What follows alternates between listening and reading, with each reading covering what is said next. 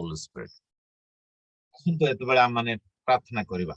ଜୀବିତ ଅନୁଗ୍ରହକାରୀ ସନ୍ନ୍ୟାଧିପତି ସଦା ପ୍ରଭୁ ପରମେଶ୍ୱର ଏତେବେଳେ ଆମେ ତୁମର ଧନ୍ୟବାଦ କରୁଛୁ ରାଜା। এই ସୁନ୍ଦର ସମୟ ସୁଯୋଗ ଆମମାନଙ୍କୁ ଦେଇଛ, ଧନ୍ୟବାଦ ପ୍ରଭୁ। ଆଜି ତୁମେ ଯେଉଁମାନଙ୍କୁ ମନୋନୀତ କରିଥିଲ ସେଇମାନେ ଆଜି ଯୋଗ ଦେଇଛନ୍ତି ପ୍ରଭୁ ଜୁମ୍ ମିଟିଂ ମାଧ୍ୟମରେ। ପୁଣି ଯେଉଁମାନଙ୍କୁ ତୁମେ ମନୋନୀତ କରିଥିଲ ସେମାନେ ଆଜି ଫେସବୁକ୍ ମାଧ୍ୟମରେ ଯୋଗ ଦେଇଛନ୍ତି ରାଜା। ପ୍ରଭୁ ପ୍ରାର୍ଥନା କରୁଛୁ ଆଜିର ବାକ୍ୟ ଏକ ଶକ୍ତିଯୁକ୍ତ ବାକ୍ୟ ହଉ। ଆଜିର ବାକ୍ୟ ପବିତ୍ର ଆତ୍ମା ତୁମେ ବକ୍ତା, ତୁମେ ଆମମାନଙ୍କ ସହିତ କଥା ହୁଅ। ପବିତ୍ର ଆତ୍ମା ତୁମେ ଆମମାନଙ୍କର ପ୍ରଭୁ ମୋ ହୃଦୟରୁ ପ୍ରଭୁ ତୁମେ ନିର୍ଗତ ହୁଅ ପ୍ରଭୁ। ଏଇ ବାକ୍ୟ ଯେ ପ୍ରକାର ତୁମ ବାକ୍ୟ ଜୀବିତ ଏବଂ କାର୍ଯ୍ୟ ସାଧକ, ସେ ବାକ୍ୟକୁ ତୁମ ଲୋକମାନଙ୍କ ନିକଟରେ ତୁମେ ପ୍ରକାଶ କର। ସେ ବାକ୍ୟ ଦ୍ୱାରା ଆମେ ବଳବାନ ହେବୁ। ସେ ବାକ୍ୟ ପଠାଇ ତୁମେ ରୋଗୀମାନଙ୍କୁ ସୁସ୍ଥ କର। ସେ ବାକ୍ୟ ପଠାଇ ପ୍ରଭୁ ଆଉ ତୁମେ ପୀଡ଼ିତ ମାନଙ୍କୁ ସୁସ୍ଥ କର। ସେ ବାକ୍ୟ ପଠାଇ ତୁମେ ଭୂତଗ୍ରସ୍ତ ଲୋକମାନଙ୍କୁ ମୁକ୍ତ କର। ସେ ବାକ୍ୟ ପଠାଇ ପ୍ରଭୁ ତୁମେ ଆଶ୍ଚର୍ଯ୍ୟ ଅଦ୍ଭୁତ କାର୍ଯ୍ୟ ସାଧନ କର। ଏବଂ ସାରା ଆଦର ଗୌରବ ମହିମା ସବୁ ତୁମେ କର। ସାରା ଆଦର ଗୌରବ ମହିମା ପ୍ରଶଂସା ସବୁ ତୁମକୁ ଦେଇ ପ୍ରାର୍ଥନା ଶୁଣିଛ, ଧନ୍ୟବାଦ ଦେଇ ଛୋଟ ନିବେଦନ ତ୍ରାଣକର୍ତ୍ତା ଯୀଶୁଙ୍କ ନାମରେ ମାଗିଲି ପିତା, ଆମେନ୍। ହାଲେଲୁୟା, ଧନ୍ୟବାଦ ପ୍ରଭୁ, ହାଲେଲୁୟା। ଆସନ୍ତୁ ମୋ ପ୍ରିୟ ମାନେ ଆଜିର ଟପିକ ଅନୁସାରେ ଆମେ ଅଧ୍ୟୟନ କରିଯିବା।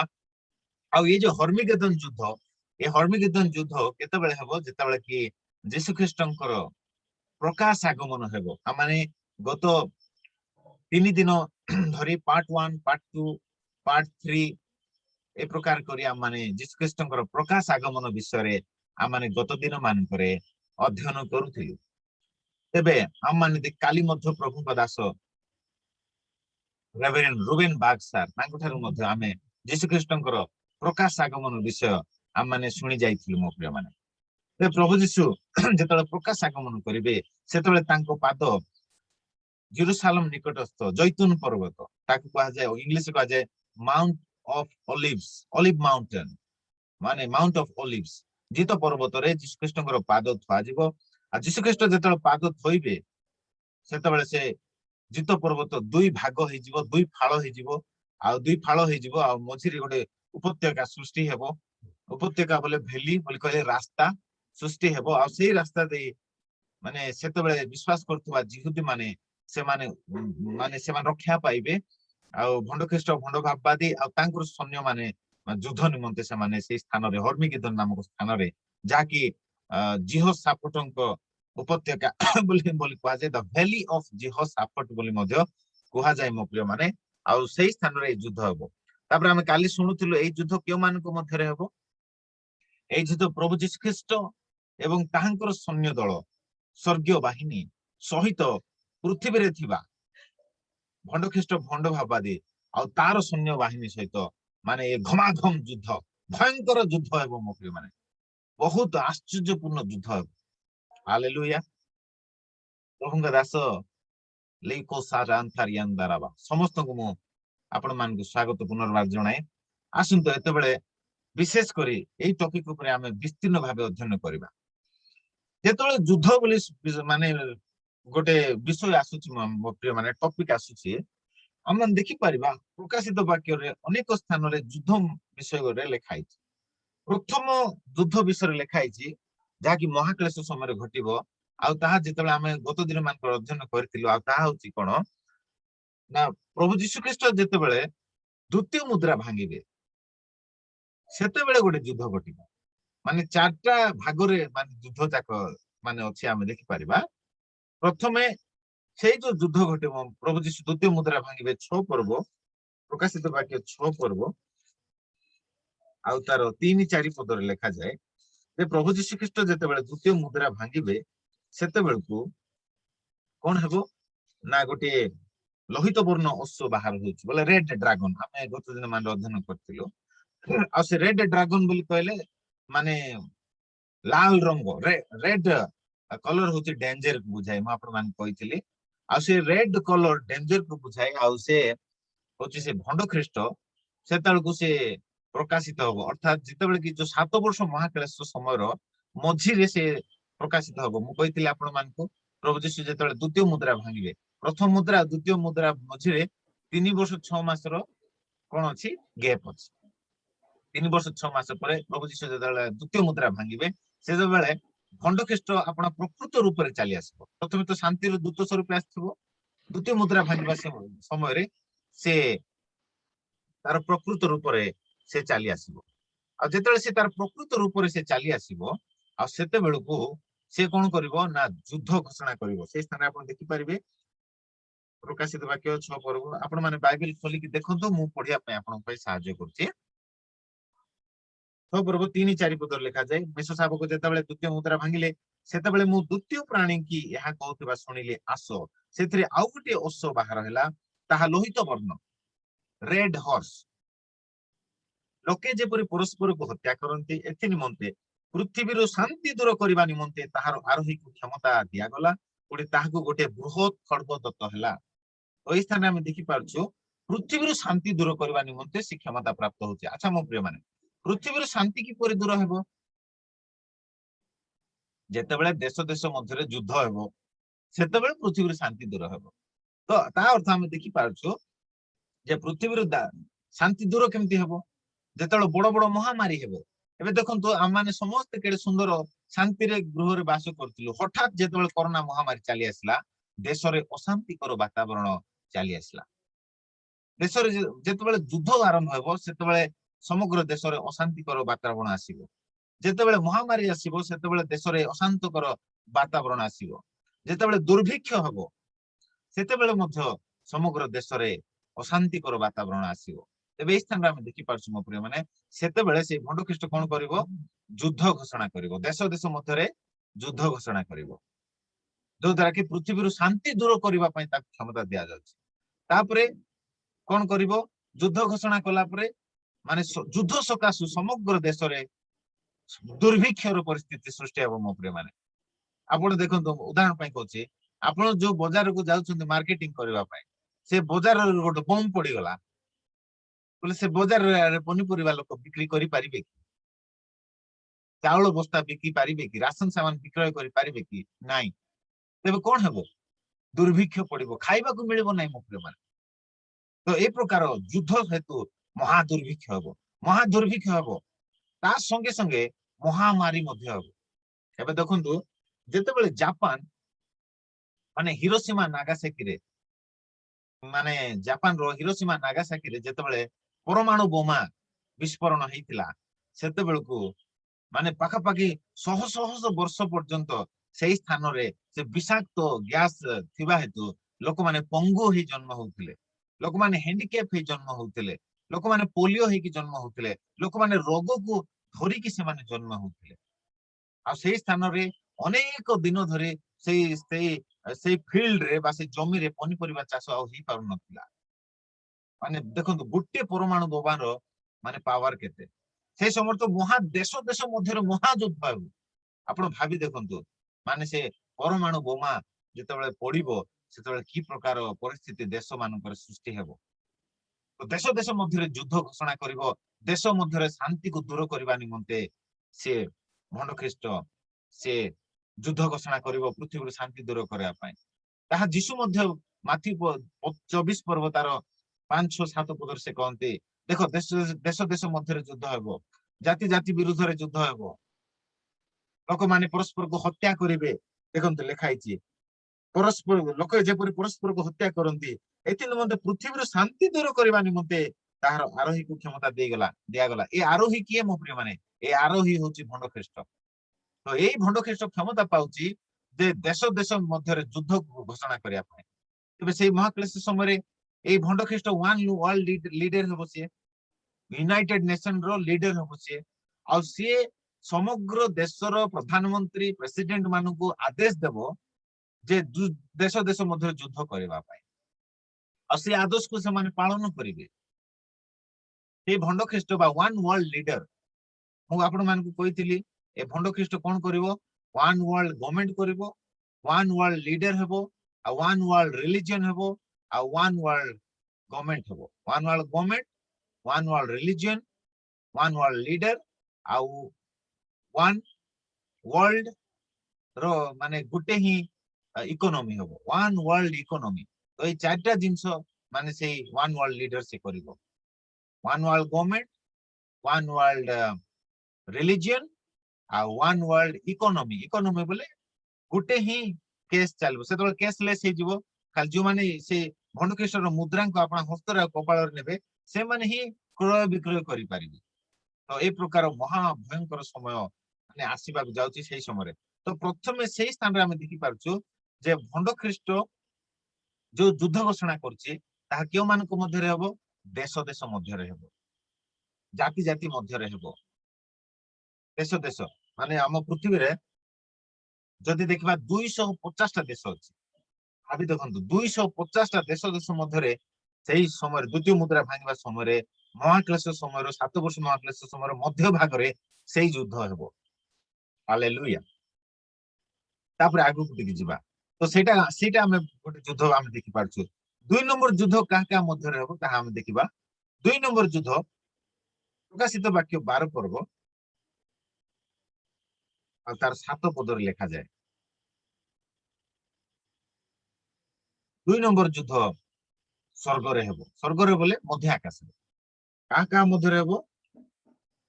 ପ୍ରକାଶିତ ବାକ୍ୟ 12 ପର୍ବ 7 ପଦରେ ଦେଖନ୍ତୁ। ତତ୍ପରେ ସ୍ୱର୍ଗରେ ଯୁଦ୍ଧ ହେଲା।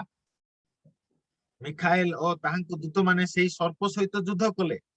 ସେଥିରେ ସେଇ ସର୍ପ ଓ ତାହାର ଦୂତମାନେ ମଧ୍ୟ ଯୁଦ୍ଧ କଲେ। ତ ଏଇ ଯୁଦ୍ଧ ମଧ୍ୟ ମୁଁ ଆପଣମାନଙ୍କୁ କହିଥିଲି କେଉଁ ସମୟରେ ହେବ? ପ୍ରଭୁ ଯୀଶୁ ଯେତେବେଳେ ଦ୍ୱିତୀୟ ମୁଦ୍ରା ଭାଙ୍ଗିବେ ସେଇ ସମୟରେ ଏଇ ଯୁଦ୍ଧ ମଧ୍ୟ କୋଉଠି ହେବ? ଆକାଶରେ ହେବ। କାରଣ ଏଇ ଦିନ ମାନଙ୍କରେ ଶୈତାନ କୋଉଠି ଅଛି? ଶୈତାନ ତାର ଦୂତ ମାନେ, ଶୈତାନ ଆଉ ଦୂତ ମାନେ ହଉଛନ୍ତି ଗୋଟେ ଆତ୍ମିକ ପ୍ରାଣୀ। ପ୍ରିୟ ମାନେ ଆପଣ ମାନେ ଧ୍ୟାନ ଜାଣିଥାନ୍ତି, ଶୈତାନ ହଉଛି ଗୋଟେ ଆତ୍ମା, ତାକୁ ଆମେ ଦେଖିପାରିବା ନାହିଁ। ଆଉ ଶୈତାନର ଦୂତ ମାନେ ମଧ୍ୟ ଆତ୍ମା, ସେମାନଙ୍କୁ ମଧ୍ୟ ଆମେ ଦେଖିପାରିବା ନାହିଁ।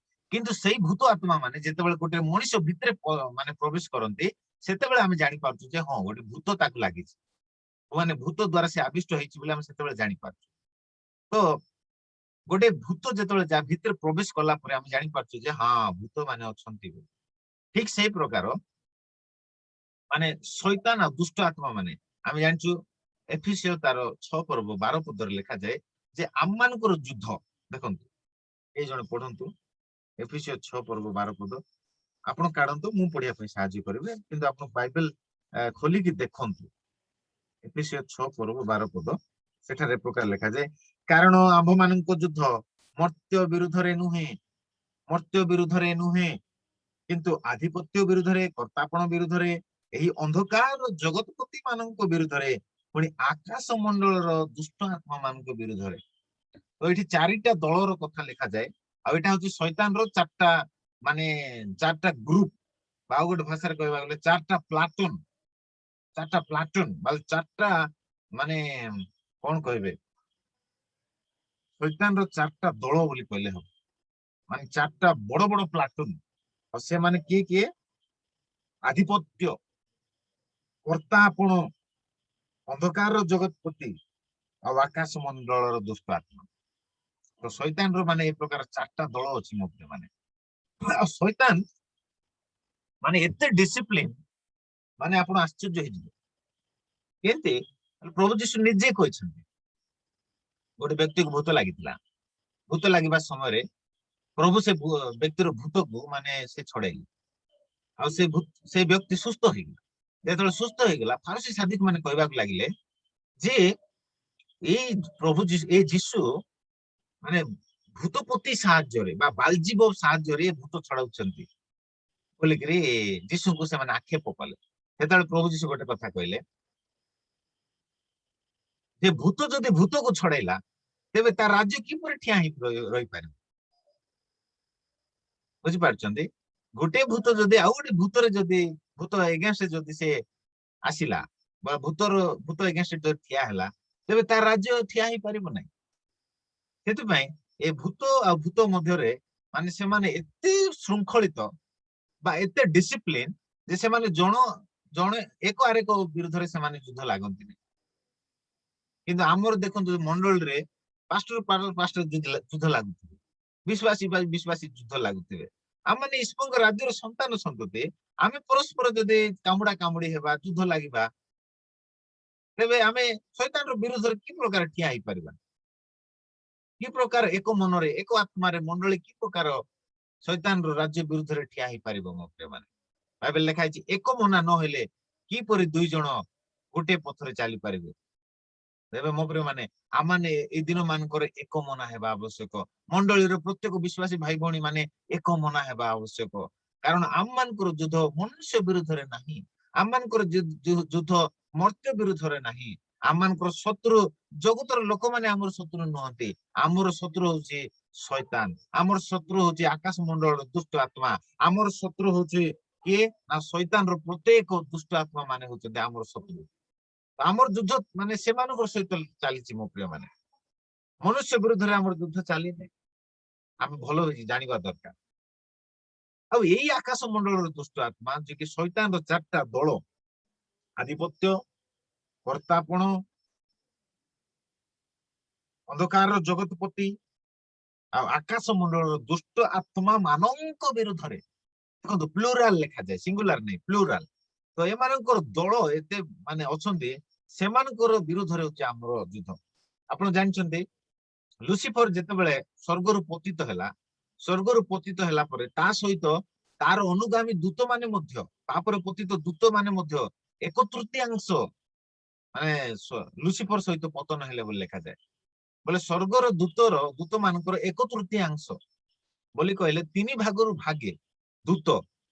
ଆପଣ ଚିନ୍ତା କରନ୍ତୁ, ଅସଂଖ୍ୟ ଦୂତ ମାନଙ୍କୁ ପ୍ରଭୁ ସୃଷ୍ଟି କରିଛନ୍ତି, ସେ ଅସଂଖ୍ୟ ଦୂତ ମାନଙ୍କ ମଧ୍ୟରୁ ମାନେ 1/3 ଦୂତ ମାନେ ଲୁସିଫର ସହିତ ମଧ୍ୟ ପତିତ ହେଲେ। ତେବେ ଆପଣ ଦେଖନ୍ତୁ, ଲୁସିଫର ପାୱାର ବେଶୀ କି ଆମର ପାୱାର ବେଶୀ? ଦେଖନ୍ତୁ, ଶୈତାନ ଆଉ ତାର ଦୂତ ମାନଙ୍କ ସହିତ ଆମର ଆଉ ସ୍ୱର୍ଗ ବାହିନୀର ମାନେ ଯୁଦ୍ଧ ହେବ। ତେବେ ଆପଣ ଚିନ୍ତା କରନ୍ତୁ, 3 ଭାଗରୁ 1 ଭାଗ ଦୂତ ଲୁସିଫର ସହିତ ପତିତ ହେଲେ, ଆଉ 2 ଭାଗ ଦୂତ ଏବେ ମଧ୍ୟ ସ୍ୱର୍ଗରେ ଅଛନ୍ତି। ହାଲେଲୁୟା। ଆଉ ସେଇ 2 ଭାଗ ଦୂତ ହଉଛନ୍ତି ଆମର ସପକ୍ଷରେ ଅଛନ୍ତି। ହାଲେଲୁୟା। ଏବେ କୁହନ୍ତୁ, କିଏ ବେଶୀ ପାୱାରଫୁଲ? ଲୁସିଫର ଆରେ ତାର ସୈନ୍ୟ ଦଳ ବେଶୀ ପାୱାରଫୁଲ, ନା ଆମେ ଆରେ ଆମର ସୈନ୍ୟ ଦଳ ବେଶୀ ପାୱାରଫୁଲ? ପ୍ରେଜ ଦ ଲର୍ଡ। ଆମର ପାୱାର ବେଶୀ ମୋ ପ୍ରିୟ ମାନେ। ହାଲେଲୁୟା। କାରଣ ଆମ ପାଖରେ ଆଉ 2ଟା ଦଳ ଅଛନ୍ତି, ମାନେ ଆଉ 2 ଭାଗ ଦୂତ ଆମ ଅସଂଖ୍ୟ ଅସଂଖ୍ୟ ଦୂତରୁ 1/3, 3 ଭାଗରୁ ଭାଗେ ପତିତ ହେଲେ, ଆଉ 2 ଭାଗ ଦୂତ ଆମର ପଛପଟେ ଅଛନ୍ତି। ହାଲେଲୁୟା। ଆମର ମାନେ we are the citizenship of heaven, ଆମ ମାନେ ସ୍ୱର୍ଗ ରାଜ୍ୟର ପ୍ରଜା। ବାଇବେଲ ଲେଖା ଅଛି ଦୂତ ମାନେ ଆମର ସେବା କରନ୍ତି। ଆପଣ ମାନେ ଜାଣନ୍ତି, ଦୂତ ମାନେ ପ୍ରତ୍ୟେକ ବିଶ୍ୱାସୀ ମାନଙ୍କର ସେବା କରିବା ପାଇଁ ସବୁବେଳେ ପ୍ରସ୍ତୁତ ହେଇକି ଥାନ୍ତି। ଆମମାନେ ଝୁଣ୍ଟି ଗଲେ ଦୂତ ମାନେ ଆମକୁ ତଳି ଧରିବା ପାଇଁ ସେମାନେ ଜଗିଥାନ୍ତି। ହାଲେଲୁୟା। ବାଇବେଲ ଲେଖାଯାଏ ସେମାନେ ହଉଛନ୍ତି ମିନିଷ୍ଟରିଂ ଏଞ୍ଜେଲସ। ମିନିଷ୍ଟର ବୋଲି କଣ ମୋ ପ୍ରିୟ ମାନେ? ସେବାକାରୀ। ମିନିଷ୍ଟର ମାନେ ସେବକ। ଆଉ ଏଞ୍ଜେଲ ମାନେ ଏଭ୍ରି ପୁସ୍ତକରେ ଲେଖା ହେଇଛି ଯେ ଦୂତ ମାନେ ହଉଛନ୍ତି ମିନିଷ୍ଟରିଂ ଏଞ୍ଜେଲସ ବୋଲି କହିଲେ ସାହାଯ୍ୟକାରୀ ଦୂତ, ସେବାକାରୀ ଦୂତ ବୋଲି ଲେଖାଯାଏ। ଆଉ ସେମାନେ ପ୍ରତ୍ୟେକ ଈଶ୍ୱରଙ୍କ ସନ୍ତାନ ମାନଙ୍କୁ ସେମାନେ ସେବା ଦିଅନ୍ତି, ସାହାଯ୍ୟ କରନ୍ତି। ହାଲେଲୁୟା। ତ ଆମର ପାୱାର ବେଶୀ ମୋ ପ୍ରିୟ ମାନେ। ହାଲେଲୁୟା। କାରଣ ସ୍ୱର୍ଗର ବାହିନୀ ଆମର ପଛପଟେ ଅଛନ୍ତି, ସ୍ୱର୍ଗର ବାହିନୀ ଆମ ସହିତ ଅଛନ୍ତି, ଆଉ ବାହିନୀ ଗଣର ପରମେଶ୍ୱର ମଧ୍ୟ ଆମ ସହିତ ଅଛନ୍ତି। ହାଲେଲୁୟା। ତେବେ ଏବେ କୁହନ୍ତୁ ମୋ ପ୍ରିୟ ମାନେ, କିଏ ବେଶୀ ପାୱାରଫୁଲ, ଆପଣ ନା ଶୈତାନ? ପ୍ରେଜ ଦ ଲର୍ଡ। ହାଲେଲୁୟା। ଆରେ ସ୍ୱର୍ଗର ବାହିନୀ ପୁରା ଆମ ସାଙ୍ଗରେ ଅଛନ୍ତି, 2 ଦଳ ଦୂତ ଆମ ସାଙ୍ଗରେ ଅଛନ୍ତି, ପାୱାରଫୁଲ ଏଞ୍ଜେଲସ ମାନେ ଆମ ସାଙ୍ଗରେ ଅଛନ୍ତି, ମହାମହିମା ପରମେଶ୍ୱର ଆମ ସହିତ ଅଛନ୍ତି। ତେବେ ସେ ଆର୍ମାଗାଦନ ଯୁଦ୍ଧରେ ସେଥିପାଇଁ କିଏ ଜୟ କରିବ? ଆମ ମାନେ ଜୟ କରିବା। ହାଲେଲୁୟା। ଆଜି ମଧ୍ୟ ଏଇ ସତ୍ୟକୁ ଯଦି ଆମେ ଜାଣିବା, ତେବେ ପ୍ରତ୍ୟେକ ବିଷୟରେ ଆମେ ଜୟ କରିବା। ଆପଣ ଜାଣନ୍ତି କି ମୋ ପ୍ରିୟ ମାନେ, ଆପଣଙ୍କୁ ଯଦି ଆର୍ଥିକ ଆବଶ୍ୟକତା ଦରକାର ପଡିଲା, ଯଦି ଏଇ ସତ୍ୟକୁ ଆପଣ ଜାଣିବେ, ଦୂତ ମାନଙ୍କୁ କହିବେ, ମୁଁ ଦୂତ ମାନଙ୍କୁ ଆଜ୍ଞା ଦଉଛି ଯୀଶୁଙ୍କ ନାମରେ ମୋର ଆର୍ଥିକ ଯେତେ ଆବଶ୍ୟକତା ସେମାନେ ନେଇକି ଆସନ୍ତୁ। ଆରେ ବା, ସେବାକାରୀ ଦୂତ ପରା। କଣ ଦରକାର ଆପଣଙ୍କୁ? ସବୁ ଆପଣ ଖାଲି ମାଗି ଜାଣିବାର ଅଛି, ମାନେ ଆଜ୍ଞା ଦେଇ ଜାଣିବାର ଅଛି। ଆପଣ ଜାଣିଛନ୍ତି ଆପଣଙ୍କର ପାଖେ ପାଖେ ଯେ ଦୂତ ମାନେ ଅପେକ୍ଷା କରିଥିବେ, ଆପଣ ଆଜ୍ଞା ଦେଲେ ସେମାନେ କାର୍ଯ୍ୟ କରିବେ। ଆପଣ ଯଦି ଆଜ୍ଞା ଦେବେ ନାହିଁ, ସେମାନେ କାର୍ଯ୍ୟ କରିବେ ନାହିଁ। ବହୁତ ଏଇଟା ଗୋଟେ ଡିପ୍ ସବଜେକ୍ଟ ମୋ ପ୍ରିୟ ମାନେ। ଆପଣ ଯଦି କହିବେ ଯୀଶୁଙ୍କ ନାମରେ ମୁଁ ସ୍ୱର୍ଗୀୟ ଦୂତ ମାନଙ୍କୁ ଆଜ୍ଞା ଦଉଛି, ଯାଇକିରି ମୋ ପାଇଁ ଏଇଟା ମୋର ଆବଶ୍ୟକତା ଅଛି, ଲ୍ୟାପଟପ ମୋ ଦରକାର ଅଛି, ଲ୍ୟାପଟପ ଆଣନ୍ତୁ ଯୀଶୁଙ୍କ ନାମରେ। ଆଉ ଲ୍ୟାପଟପ ପାଇଁ ମତେ ଆର୍ଥିକ ପଇସା ଦରକାର ଅଛି, ଏ ଦୂତ ମାନେ ମୁଁ ତୁମକୁ ଆଜ୍ଞା ଦଉଛି, ତୁମେ ହଉଛ ସେବାକାରୀ ଦୂତ, ବାଇବେଲ ଲେଖା ହେଇଛି, ତୁମେ ଆଉ ଯୀଶୁଙ୍କ ନାମରେ ତୁମେ ମୋ ପାଇଁ ସେ ଆର୍ଥିକ ଯାକ ସବୁ ଅର୍ଥ ଯାକ ଧରିକି ଆସ, ପ୍ରଭୁଙ୍କ ପାଇଁ ମତେ ବ୍ୟବହାର କରବାର ଅଛି, ଧରିକି ଆସ। ହାଲେଲୁୟା। ମୋ ପ୍ରିୟ ମାନେ ଆମେ ଯେତେବେଳେ ଏଇ ସତ୍ୟକୁ ଜାଣିକିରି ଏ ପ୍ରକାର ଆମର ୱାର୍ଡ ୟୁଜ କରିବା, you will be flying, hallelujah। ଆପଣ ମାନେ କଣ ଉତ୍କର୍ଷ ପକ୍ଷୀ ତୁଲ୍ୟ ଆପଣ ମାନେ ଉଡିବେ, ହାଲେଲୁୟା। ଆପଣଙ୍କ ଦ୍ୱାରା ଆଶ୍ଚର୍ଯ୍ୟ ଅଦ୍ଭୁତ କାର୍ଯ୍ୟ ସାଧନ ହେବ ମୋ ପ୍ରିୟ ମାନେ। ଏଇଟା ମାନେ ବହୁତ ଡିପ୍ ଟ୍ରୁଥ ଗୁଡାକ ଆଗାମୀ ଦିନ ମାନଙ୍କରେ ଆମେ ଅଧ୍ୟୟନ କରିବା। କିନ୍ତୁ ଆଜି ଆମେ 4ଟା ଯୁଦ୍ଧ ବିଷୟରେ ଆମେ ଦେଖୁଛୁ। ପ୍ରଥମେ ଆମେ ଦେଖିଗଲୁ ଯେ ଭଣ୍ଡ ଖ୍ରୀଷ୍ଟ ଯୁଦ୍ଧ ଘୋଷଣା କରିବା କଥା, ଯାହାକି ପୃଥିବୀରେ ଦେଶ ଦେଶ ମଧ୍ୟରେ ସେ ଯୁଦ୍ଧ ହବ। ଆଉ ଗୋଟେ ଯୁଦ୍ଧ ଆମେ ଦେଖିଗଲୁ ପ୍ରକାଶିତ ବାକ୍ୟ 12 ପର୍ବରେ, ଯେ 12 ପର୍ବ 7 ପଦରେ ସ୍ୱର୍ଗରେ ଯୁଦ୍ଧ ହେବ। ସ୍ୱର୍ଗରେ ବୋଲି କହିଲେ ମଧ୍ୟ ଆକାଶରେ, କାହିଁକି ନା ଲୁସିଫର ପତିତ ହେଇଯାଇଛି, ଶୈତାନ ପତିତ, ଲୁସିଫର ପତିତ ହେବା ଦ୍ୱାରା ମାନେ ସେ ଶୈତାନ ହେଇଗଲା। ଆଉ ସେ ଶୈତାନ ର ଯୋଉ ମାନେ 1/3 ଦୂତ, ପତିତ ଦୂତ, ସେମାନେ ସବୁ ମାନେ ପ୍ରଥମ ସ୍ୱର୍ଗ ଆଉ ଦ୍ୱିତୀୟ ସ୍ୱର୍ଗ ମଧ୍ୟରେ ସେମାନେ ଅଛନ୍ତି। ଆଉ ତୃତୀୟ ସ୍ୱର୍ଗରେ ଈଶ୍ୱରଙ୍କ ସିଂହାସନ ଅଛି। ତୃତୀୟ ସ୍ୱର୍ଗରେ ସେମାନେ ଯାଇପାରୁନାହାନ୍ତି, କେବଳ ପ୍ରଥମ ସ୍ୱର୍ଗ ଆଉ ଦ୍ୱିତୀୟ ସ୍ୱର୍ଗରେ ଅଛନ୍ତି। ହେଲେ ପ୍ରଥମ ସ୍ୱର୍ଗ ଆଉ ଦ୍ୱିତୀୟ ସ୍ୱର୍ଗ କୋଉଟା ତାକୁ ବର୍ଣ୍ଣନା କରିବାକୁ ହେଲେ ମତେ ବହୁତ ସମୟ ଦରକାର। କିନ୍ତୁ ଆପଣ ଏତିକି ଜାଣନ୍ତୁ ଯେ ଏଇ ଯୋଉ ସ୍ପେସ୍ ଆମେ ଦେଖୁଛୁ, ପୃଥିବୀରୁ ଆରମ୍ଭ କରି ଆକାଶ, ଚନ୍ଦ୍ର, ନକ୍ଷତ୍ର, ମାନେ ସେଇଟା ହଉଛି ପ୍ରଥମ ସ୍ୱର୍ଗକୁ ବୁଝାଏ। ଆଉ ଆକାଶ, ଚନ୍ଦ୍ର, ନକ୍ଷତ୍ର, ତାରାକୁ ଡେଇଁକିରି ଆଉ ଗୋଟେ ଅଛି, ତାକୁ କୁହାଯାଏ ଦ୍ୱିତୀୟ ସ୍ୱର୍ଗ ବା ଦ୍ୱିତୀୟ ଆକାଶ ମଣ୍ଡଳ। ପ୍ରଥମ ଆକାଶ ମଣ୍ଡଳ ଆଉ ତୃତୀୟ ସ୍ୱର୍ଗ ମଝିରେ ଗୋଟେ 2 ନମ୍ବର ପଏଣ୍ଟ ଅଛି, ଆଉ ତାହା ହଉଛି ସ୍ପେସ୍ ଅଛି, ଆଉ ସେଇଟା ହଉଛି ଦ୍ୱିତୀୟ ସ୍ୱର୍ଗ। ଆଉ ସେଇଠୁ ଆରମ୍ଭ କରି ପ୍ରଥମ ସ୍ୱର୍ଗ ଯାଏ, ପ୍ରଥମ ଆକାଶ ମଣ୍ଡଳ ଓ ଦ୍ୱିତୀୟ ଆକାଶ ମଣ୍ଡଳରେ ମାନେ ଏଇ ଦୁଷ୍ଟ ଆତ୍ମା ମାନେ ବା ଶୈତାନ ଅଛି ମୋ ପ୍ରିୟ ମାନେ। ଶୈତାନ ତୃତୀୟ ସ୍ୱର୍ଗରେ ନାହିଁ, କି ଶୈତାନ ପାତାଳରେ ବି ନାହିଁ, ଜାଣିଥାନ୍ତୁ। ଶୈତାନ ପାତାଳରେ ବି ନାହିଁ, ଶୈତାନ ମାନେ ମାଟି ତଳେ ବି ନାହିଁ ସେ, ବା ଶୈତାନ ନରକର ରାଜା ନାହିଁ ସେ। ମାନେ ନରକର ଅଧିକାରୀ ମଧ୍ୟ ଯୀଶୁ ଅଟନ୍ତି, ଶୈତାନ ନାହିଁ। ଗୋଟେ ଦିନ ଥିଲା, କିନ୍ତୁ ପ୍ରଭୁ ଯୀଶୁ ମାନେ କ୍ରୁଶରେ ଆପଣ ପ୍ରାଣ ଦେବା ଦ୍ୱାରା ତାର ସବୁ ଅସ୍ତ୍ର ଶସ୍ତ୍ର ତାକୁ ଛଡାଇଲେ, ସବୁ ଅଧିକାର ତା ଠାରୁ ଛଡାଇଲେ, ଆଉ ସେ କ୍ରୁଶରେ ବିଜୟ ଯାତ୍ରା କରିଅଛନ୍ତି। ହାଲେଲୁୟା। ଶୈତାନର ପାୱାର ହଉଛି ଏବେ 0, ଆପଣଙ୍କର ପାୱାର ହଉଛି 100%। ହାଲେଲୁୟା। ଶୈତାନର ପାୱାର 0, ଅସ୍ତ୍ର ଶସ୍ତ୍ର ଛଡାଇ ଦେଲେ, ଏବେ ଶୈତାନର ପାୱାର କେତେ? 0। ଅସ୍ତ୍ର ଶସ୍ତ୍ର ଆପଣଙ୍କୁ ଦେଇଦେଲେ, ଆପଣଙ୍କର ପାୱାର କେତେ? 100%। ହାଲେଲୁୟା। ସେଇ ପାୱାରକୁ ଆମେ ୟୁଜ କରିବା ଶିଖିବା ଦରକାର ମୋ ପ୍ରିୟ ମାନେ। ପ୍ରଭୁଙ୍କର ଗୌରବ ହେଉ। ଆଗକୁ ଟିକେ ଯିବା। ତ ଏଇ ସ୍ଥାନରେ ଆମେ ଦେଖିପାରୁଛୁ ସ୍ୱର୍ଗରେ ଯୁଦ୍ଧ ହେଲା, ମିଖାଏଲ ଓ ତାହାଙ୍କ ଦୂତ ମାନେ, କିଏ କିଏ ସ୍ୱର୍ଗରେ ବା ଦ୍ୱିତୀୟ ଆକାଶ ମଣ୍ଡଳରେ କେଉଁମାନଙ୍କର ଯୁଦ୍ଧ ହେଲା? ମିଖାଏଲ ଓ ତାହାଙ୍କ ଦୂତ ମାନେ କାହା ସହିତ ଯୁଦ୍ଧ କଲେ? ସର୍ପ ସହିତ ଯୁଦ୍ଧ କଲେ, ଆଉ ସେଥିରେ ସେଇ ସର୍ପ ତାହାର ଦୂତ ମାନେ ମଧ୍ୟ ଯୁଦ୍ଧ କଲେ। ସର୍ପ ବୋଲେ ଶୈତାନ, ଶୈତାନ ଆଉ ତାର ଦୂତ ମାନେ ମିଖାଏଲ ଆଉ ତାଙ୍କର ସ୍ୱର୍ଗୀୟ ଦୂତ ମାନେ। ତ ଏଇମାନଙ୍କ ଭିତରେ କଣ ହେଲା? ଭୟଙ୍କର ଯୁଦ୍ଧ ହେଲା। କୋଉଠି? ଆକାଶ ମଣ୍ଡଳରେ, ଦ୍ୱିତୀୟ ଆକାଶ ମଣ୍ଡଳରେ। ଏମାନେ ସବୁ ଆତ୍ମା ମାନେ, ସ୍ପିରିଚୁଆଲ ବିଙ୍ଗ ମୋ ପ୍ରିୟ ମାନେ। ଏମାନେ ଆତ୍ମା ମାନେ, ଏମାନେ ଯୁଦ୍ଧ ହେଲା ପରେ ସେଇ ସର୍ପ ଆଉ ତାର ସବୁ ପତିତ ଦୂତ ମାନେ ସବୁ କଣ ହେଲେ? ସେ ଯୁଦ୍ଧରେ ହାରିଗଲେ। ହାଲେଲୁୟା। ସେ ଯୁଦ୍ଧରେ ହାରିଗଲେ, ଆଉ ସେମାନେ ପତିତ ହେଲେ। ଆଉ ଲେଖାଯାଏ ସେମାନେ ପତିତ ହେଲା ପରେ ସେମାନେ ପୃଥିବୀରେ ନିକ୍ଷିପ୍ତ ହେଲେ। ଆପଣ ଆଗକୁ ଘରେ ପଢନ୍ତୁ, 12 ପର୍ବ ତାର 7 ପଦରୁ ପଢି ପଢି ପଢି ପଢି ଯାଆନ୍ତୁ। 9 ପଦରେ ଲେଖାଯାଏ, 8 9 ପଦରେ, କିନ୍ତୁ ସେମାନେ ଜୟ କରିପାରିଲେ ନାହିଁ, ପୁଣି ସ୍ୱର୍ଗରେ ସେମାନେ ଆଉ ସ୍ଥାନ ପାଇଲେ ନାହିଁ। ଦେଖନ୍ତୁ, ଦ୍ୱିତୀୟ ସ୍ୱର୍ଗ ଆଉ ପ୍ରଥମ ସ୍ୱର୍ଗରେ ମଧ୍ୟ ଆଉ ସେମାନେ ସ୍ଥାନ ପାଇଲେ ନାହିଁ। ସେଥିରେ ସର୍ବ ଜଗତର ପ୍ରବଞ୍ଚକ ଦିଆବଳ ଶୈତାନ ନାମରେ ଖ୍ୟାତ ଯେ ପ୍ରକାଣ୍ଡ ସର୍ପ, ସେଇ ପୁରାତନ ନାଗ, ସେ ଆପଣ ଦୂତ ମାନଙ୍କ ସହିତ ପୃଥିବୀରେ ନିକ୍ଷିପ୍ତ ହେଲା। କୋଉଠି ନିକ୍ଷିପ୍ତ ହେଲା? ପୃଥିବୀରେ ନିକ୍ଷିପ୍ତ ହେଲା। ତାପରେ ସିଧାସଳଖ 10 ପଦ ପଢିବି। ଅତଏବ ହେ ସ୍ୱର୍ଗ ତନିବାସୀ ମାନେ ଆନନ୍ଦ କର, ମାତ୍ର ହାୟ ପୃଥିବୀ ଓ ସମୁଦ୍ର, ତୁମେ ମାନେ ସନ୍ତାପର ପାତ୍ର, କାରଣ ସମୟ ଅତି ଅଳ୍ପ ବୋଲି ଜାଣି ଦିଆବଳ ଆପଣ ମହାକ୍ରୋଧରେ ତୁମମାନଙ୍କ ମଧ୍ୟକୁ ଓହ୍ଲାଇ ଯାଇଅଛି। ହାଲେଲୁୟା। ଏବେ ଏଇ ସ୍ଥାନରେ ଆମେ ଦେଖିପାରୁଛୁ ମୋ ପ୍ରିୟ ମାନେ, ସ୍ୱର୍ଗରେ ମଧ୍ୟ ଯୁଦ୍ଧ ହେବାଟା ଆମେ ଦେଖିପାରୁଛୁ। ତ ଏଇଟା ହଉଛି 2 ନମ୍ବର ଯୁଦ୍ଧ, ଯାହାକି ପ୍ରକାଶିତ ବାକ୍ୟରେ ଲେଖା ହେଇଛି। ଏଇଟା ହର୍ମିଗେଦନ ଯୁଦ୍ଧ ବିଷୟରେ ମୁଁ କହୁନାହିଁ। ହର୍ମିଗେଦନ ଯୁଦ୍ଧ ଏବେ 4 ନମ୍ବର ଯୁଦ୍ଧ ସେଇଟା। କିନ୍ତୁ ଏଇଟା କୋଉ କୋଉ ଜାଗାରେ ଯୁଦ୍ଧ ହେଇଛି ମୁଁ ଖାଲି ଟିକେ ସଂକ୍ଷିପ୍ତରେ କହିଦଉଛି।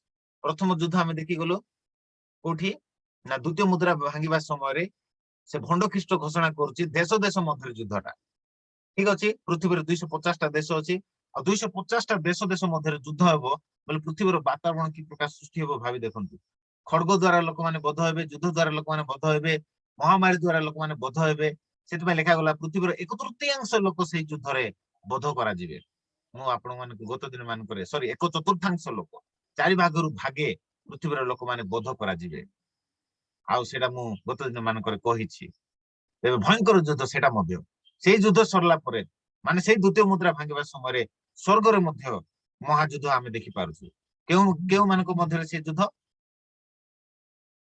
मिखाइल और तार स्वर्गीय दूत मान सहित सर्प अर्थात शैतान और तार दूत माने मध्य आकाश युद्ध से युद्ध हम और से पतित हेबे ठीक अच्छे से पतित हो कौटी आसबे पृथ्वी को आसबे से लिखा हाय हाय हाय पृथ्वी आ समुद्र संतापर पात्र कारण दियाबल सर्प नाग शैतान से पृथ्वी को ओह्लाई जाई अछि हेले पृथ्वी ओह्लाई गला परे 3 नंबर युद्ध से आरंभ करबो आ से 3 नंबर युद्ध कोन से 3 नंबर युद्ध होची से साधु मानक सहित युद्ध करिवो से महाक्लेश समय पढ़ंतु प्रकाशित वाक्य 12 पर्व तार 17 पद सेथिरे सर्प स्त्री लोकंको ऊपर महाक्रोध होई ताहांको वंशर जे अवशिष्ट लोक माने ईश्वरको आज्ञा पालन करती और जीशुको विषय साक्ष्य दान करती सेमानंको सहित युद्ध करने को चली गला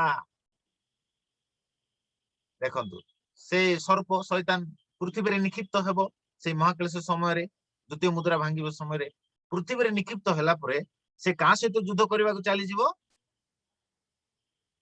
लेखा जाए जो लोक माने ईश्वर को आज्ञा पालन करती और जीशुको विषय साक्ष्य दान करती सेमानक सहित युद्ध करने को चली जीवो माने सेमानक बध करने को से चली जीवो आम जानिछो गत दिन मानकर अध्ययन करथिलु अनेक साधु मानकु से भंड ख्रीष्ट कोन करिवो बध करिवो तेबे सेई सर्प कोन करिवो ना सेई सर्प से भंड ख्रीष्ट भितर प्रवेश करिवो ताकू क्षमता समर्पण करिवो कारण से सर्प होची गोटे आत्मा ना बा सेई शैतान होची गोटे आत्मा से सेई शैतान का भितर प्रवेश करिवो से वन वर्ल्ड लीडर भितर देखंतु प्रकाशित वाक्य 13 पर्व तार 2 पदर लिखा जाए एही जो पशु को देखिलो ताहा चिता बाघ परी ताहार पाद भालुर पाद परी और पाटी सिंगर पाटी परी ए जो पशु बाहरुची ए पशु होची से वन वर्ल्ड लीडर बा भंड ख्रीष्ट मोप्रिय माने से वन वर्ल्ड लीडर भंड ख्रीष्ट विषय एंटी ख्राइस्ट विषय मु आपन मानको गत दिन मानकर कहिछि से भयंकर बदन निगुड़ वाक्य ज्ञानी से होची अधर्म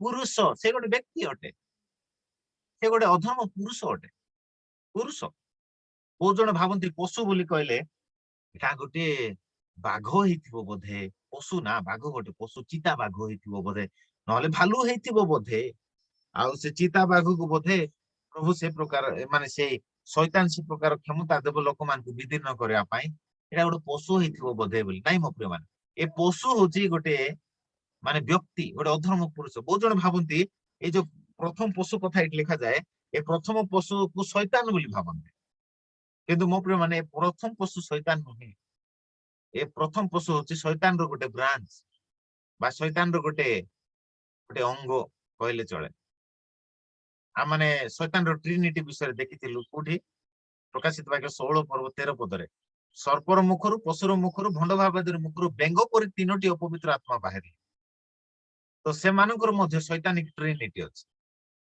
शैतान होची आत्मा किंतु ए भंड ख्रीष्ट आ भंड भाववादी एमाने होचंती व्यक्ति माने पर्सन एमाने होचंती गोटे गोटे व्यक्ति माने अधर्म पुरुष माने आ एमाने एई व्यक्ति मानको भितरे से माने से दियाबल शैतान जेहेतु से आत्मा अटे से मानको भितरे से प्रवेश करिवो लिखा जाए प्रकाशित वाक्य 13 पर्व 2 पदरे सेई सर्व सेई पशु को अपना पराक्रम सिंहासन महाक्षमता समर्पण कला आ एई पशु एई भंड ख्रीष्ट कोन करिवो ए जाईगिरी ईश्वर वाक्य विश्वास करने लोक मान साधु मान आउ सहित आउ जीशु को साक्ष्य प्रदान करुवा लोक मान सहित से युद्ध कर बध कर जय कर देखो प्रकाशित वाक्य 13 पर्व 7 पदर लिखा जाए समस्त साधु सहित युद्ध करने को और से जय लाभ करने को क्षमता दत्त है आ समस्त गोष्ठी वंश भाषावादी और जाति उपरे ताहाकु क्षमता दियागला। मो प्रिय माने प्रभु जीशु कहते ताहा भीषण समय साधु मानकर धैर्य आवश्यक।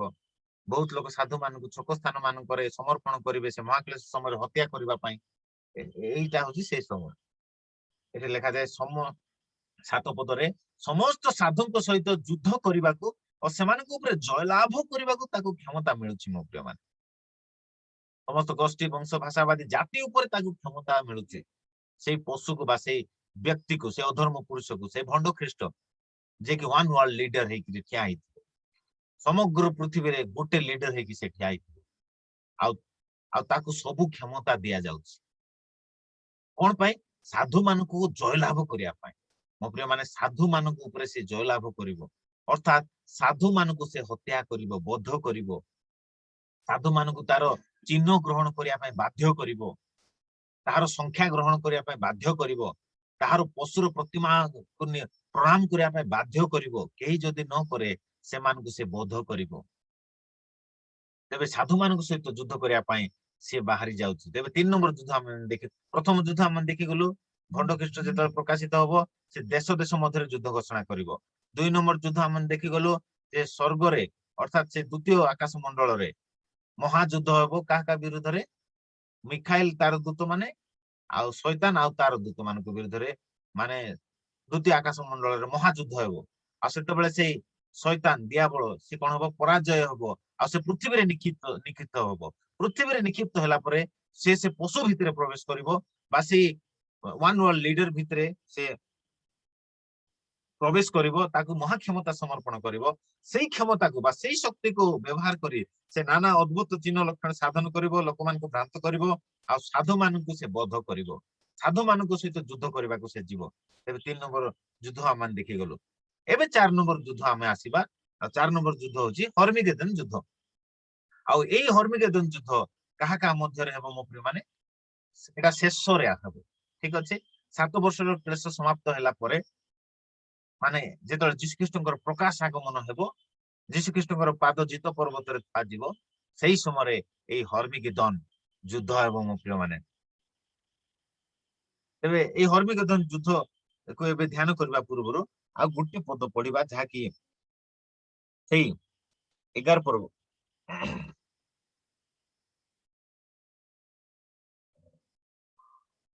प्रकाशित वाक्य 11 पर्व तार 3 पदरु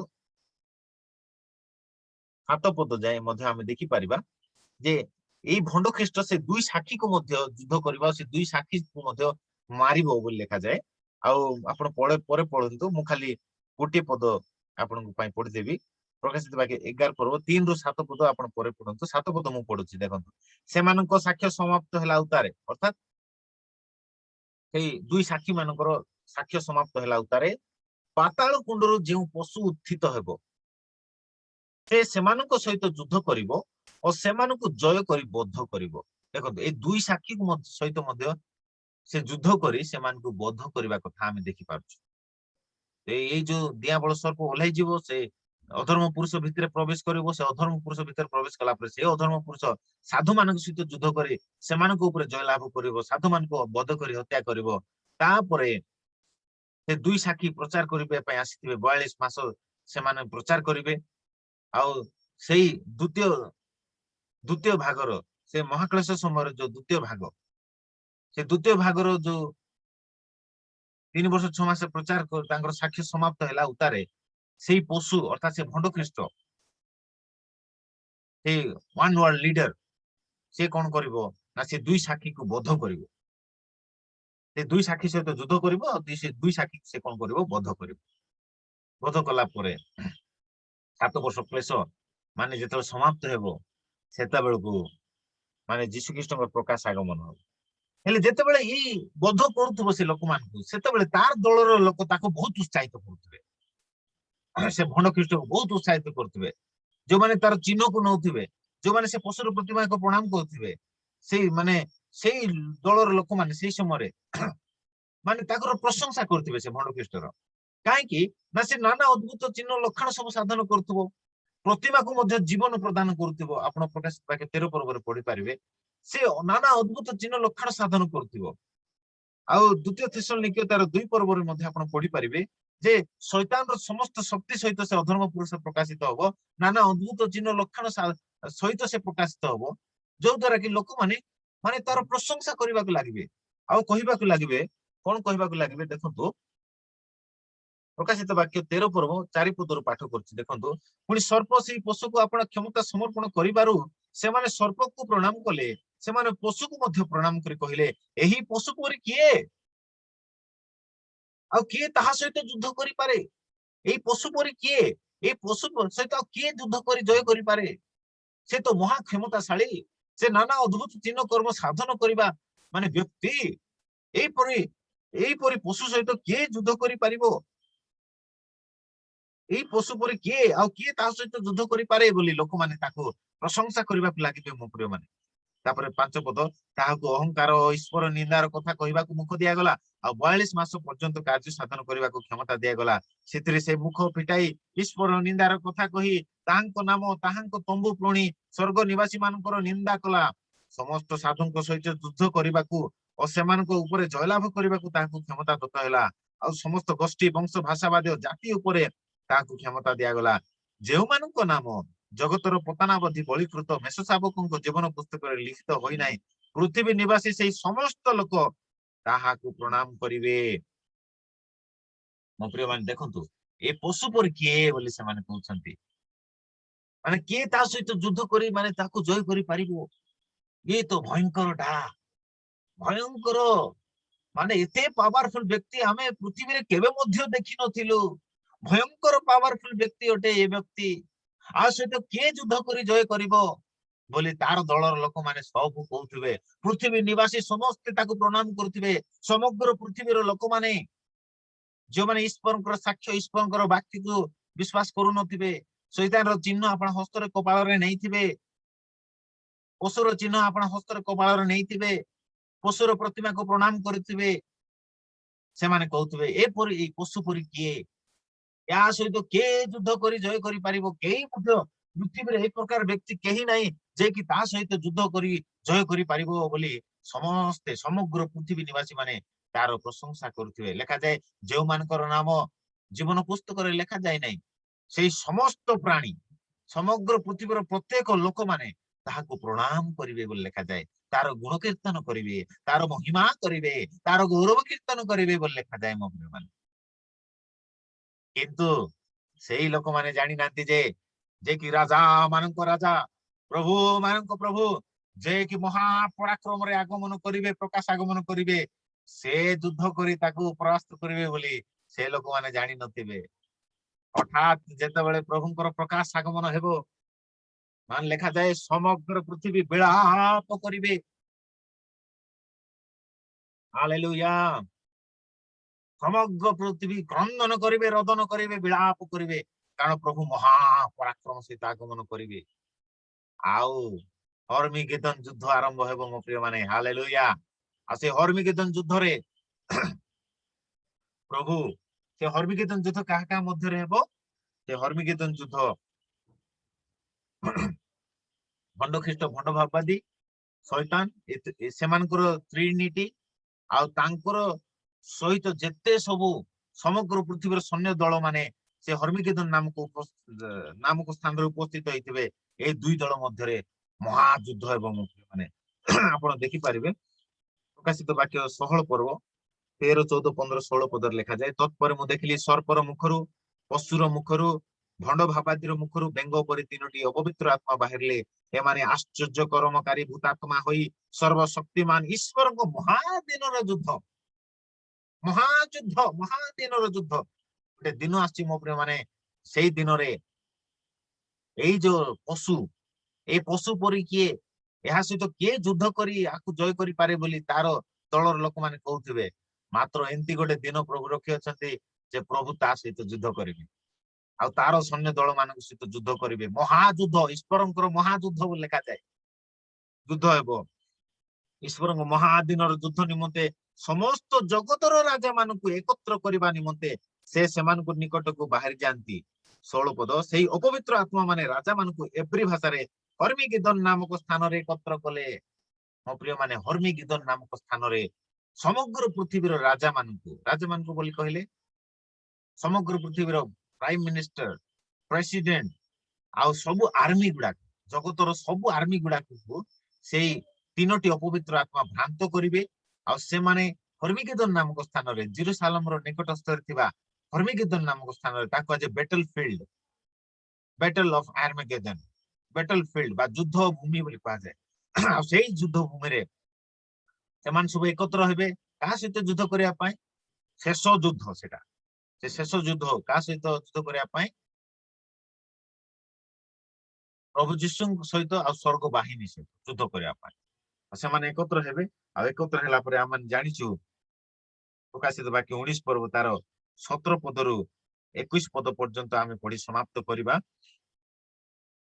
तत्परे मु जणे दूतंकु सूर्य मध्यरे दंडायमान होइतिबार देखिली से आकाश रे उड़ीबा समस्त पक्षी की उच्च स्वर रे डाकी कहिले आस ईश्वर को महाभोजरे एकत्र हो जेपरि तुमे माने राजा मानकर सेनापति मानकर पराक्रमी मानकर अश्वारोही मानकर स्वाधीन पराधीन क्षुद्र महान समस्त लोकंकर मांस भक्षण करिवो देखंतु मो प्रिय माने से युद्ध रे केते प्रकार लोक जोग दैछन देखंतु राजा मानकर सेनापति मानकर पराक्रमी मानकर अश्वारोही मानकर स्वाधीन पराधीन क्षुद्र महान माने पाखापाखि 10 रु 11 प्रकार लोक एठार जोग दैछन्ति ए महायुद्ध रे आ से सूर्य मध्यरे दंडामान हेतिबा से दूत उडी उडी कहउछन्ति ए सागुणा पक्षी माने आसो आसो ईश्वर महादिन युद्ध निमंत्रण तुम माने रेडी हेगिर थाओ सब समग्र स्वाधीन पराधीन क्षुद्र महान माने घोड़ा रे बसिथिबा से लोक माने आउ पराक्रमी माने माने सेनापति राजा माने माने समस्तंकर मांस तुमे भोजन करिवो आसो निमंत्रण करछन्ति देखंतु मो प्रिय माने सागुणा मानकु सेत पय माने इस्राएल रे ए दिन मानकर सागुणा मानकर संख्या धीरे धीरे वृद्धि पाउची आपण माने इंटरनेट रे सर्च करि पारिबे सागुणा बोली कहले भल्चर बोली कहा जाय इंग्लिश रे सागुणा पक्षी ए दिन मानकर माने इस्राएल रे माने धीरे धीरे वृद्धि पाउची काहे की वृद्धि पाउची ना ए वाक्य सफल हेबार अछि सागुणा मानकर संख्या धीरे धीरे वृद्धि पाउची मो प्रिय माने आ गोटे दिन आसुची सेही सागुणा माने से हर्मिगेदन नामक स्थान रे एकत्र हेतिबे युद्ध जेति समाप्त हेबो से मानकर मांस भक्षण करिया पई से माने रेडी हेतिबे मो प्रिय माने हालेलुया भयंकर पद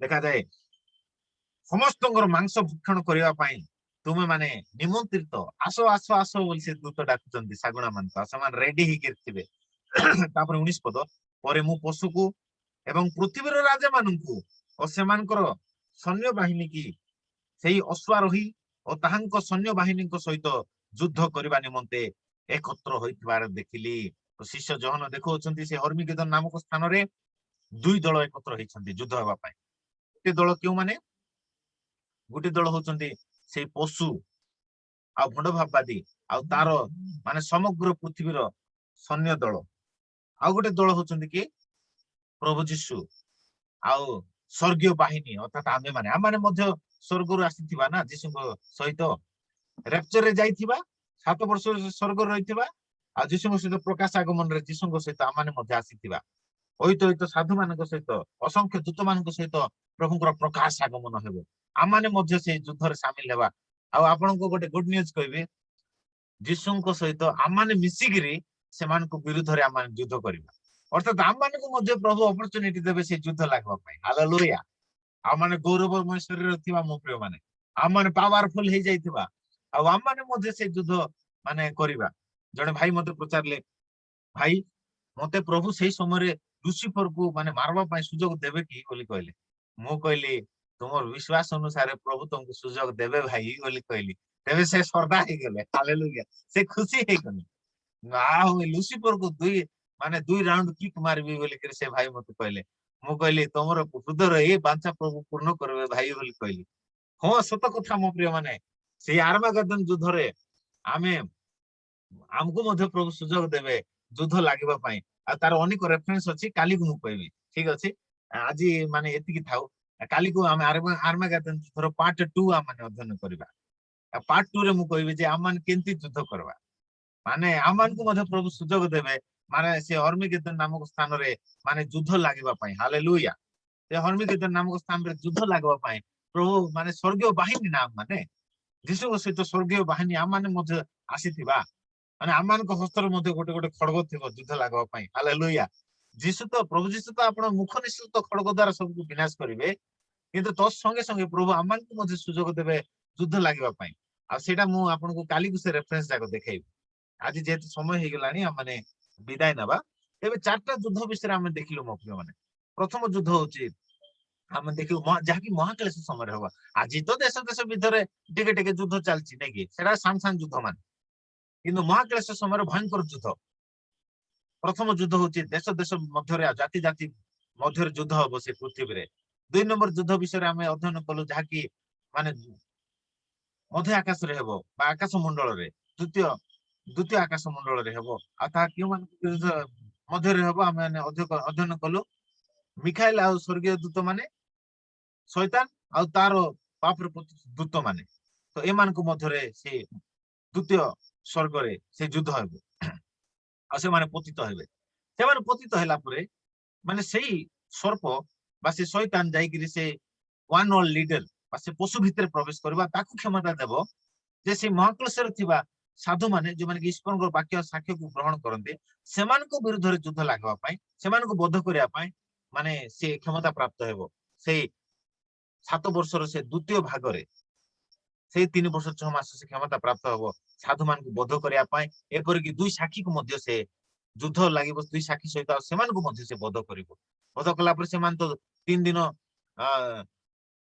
3 अधा दिन लेखाई छी 3 दिन अधा सेमानकर सब जेरुसालेम रो पथ प्रांत रे पड़ी रहिबो 3 दिन अधा परे सेमानकर सब पुनर्जीवित होबा से माने रैप्चर हेबे से तो मु गत दिन मान करे दुई साखी रैप्चर हेबा विषय रे ता मु विस्तृत भाबे कहितली आपण मोर YouTube चैनल रे जाई से सब शिक्षा ग्रहण करि परिबे तेबे सेडा होची 3 नंबर युद्ध साधु मानक सहित युद्ध लागिबाटा आ 4 नंबर युद्ध होची कोन ना शेष रे 7 वर्ष काल से समाप्त हैला परे जो हर्मिगेदन युद्ध हबो सेडा होची 4 नंबर युद्ध आ हर्मिगेदन युद्ध रे जीशु ख्रीष्ट आ तांकर स्वर्गीय बाहिनी अर्थात आम माने मध्य जीशु ख्रीष्टकर पछरे थिबा हालेलुया आम माने भी रेडी हितबा माने से पशु को माने मारवा पाई से भंड ख्रीष्ट भंड भाबादी को मारवा पाई आम माने भी रेडी हितबा मु तो से दिन भयंकर माने ही जाइतिबी पूरा बेसी पावरफुल ही जाइतिबी से दिन पूरा माने विचित्र युद्ध आ से युद्ध माने हेबा पाई लागेबा पाई प्रभु आपन को मते क्षमता देबे हमको गोटे सुजोग अपॉर्चुनिटी देबे मो प्रिय माने आपण माने से दिन युद्ध करबे भयंकर माने विचित्र सेटा मजा लागबो काली को ताको आउरी टिके विस्तृत भाबे आमे आलोचना करबा हर्मिगेदन नामक स्थान रे प्रभु आपन को मते मते युद्ध करिया पाई क्षमता देबे मो प्रिय माने हालेलुया कारण दुई दल मध्य से युद्ध हेबो काहा का मध्य रे प्रभु जीशु आ स्वर्गीय बाहिनी कर गोटे दल आ भंड ख्रीष्ट भंड भाबादी तांकर दल मध्य रे माने स्वर्गर आगत पराक्रमी दल आ पृथ्वी आगत भंड ख्रीष्ट आ भंड भाबादी दल माने ए दुई दल भितरे दुई दल मध्य घमाघम युद्ध एवं ताकू कह जाए हर्मिगेदन युद्ध हालेलुया प्रभुंकर गौरव आ ये युद्धर रिजल्ट कौन हम काली को आम विस्तृत भाव आलोचना करबा आसंतु आज वाक्य एतिके आज एतिकी शुणी आम आनंदित हवा जे गोटे दिन आम माने मध्य